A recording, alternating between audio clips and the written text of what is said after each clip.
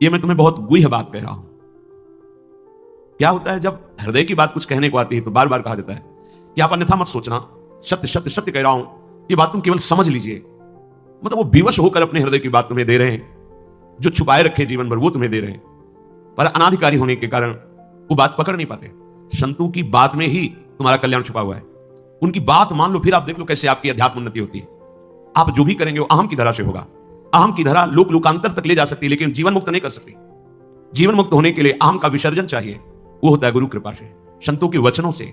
विश्वास कीजिए, बिना संत वचन गुरु वचन पर चले कोई जीवन मुक्त नहीं हो सकता। अगर जीवन मुक्त नहीं हुआ तो सब किया कराया माटी हो गया। चाहे ब्रह्म लोक जाओ चाहे स्वर्ग लोक जाओ, आना तो यही पड़ेगा लौट के। तो फिर क्या हुआ, एक विशाल स्वप्न सुखद समझ लो, जगे तो फिर वही मृत्यु लोक की विशंति। भगवान कह रहे मैं बहुत गुह्य बात बता रहा हूं, अत्यंत गोपनीय बात, गोपनीय जो अभी तक छुपाए रखा है हृदय में। ये जो ज्ञान सहित विज्ञानानंद घन का मैं तुम्हें वर्णन करूंगा, ये अनुसूयवे, दोष दृष्टि से जो रहित है वही समझ पाएगा। दोष दृष्टि से रहित जब भगवान अवतार लेते हैं तो मनुष्य जैसी लीला करते हैं, यही सुख देने के लिए तो अवतरित हुए, अपनी महिमा से घटे हैं, उतरे हैं। अवतार का मतलब होता है अपनी महिमा से उतरना। भगवान की जो अनंत महिमा है उससे उतरते हैं, हम उनको देख पाए, उनसे बात कर सके, उनके साथ खेल सके। वो ऐसे उतरकर हमारे समान लीला करते हैं।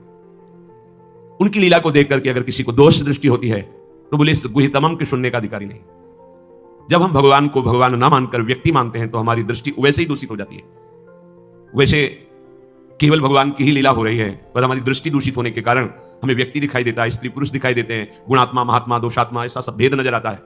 पर यहां जो भगवान कह रहे हैं कि जो मेरे पर दोष दृष्टि ना रखता हो, अरे बड़े बड़े परमहंसों का जहां प्रवेश नहीं वो भगवान का रास है।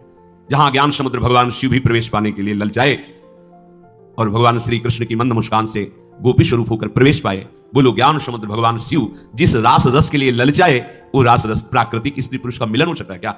पर अनाधिकारी के तो क्या उपहास, ऐसा कह तो। इसलिए भगवान यह कह रहे हैं कि जो अनुसूयवे प्रवक्ष्याम अनुसूयवे, जो मेरे से दोष दृष्टि नहीं रखता।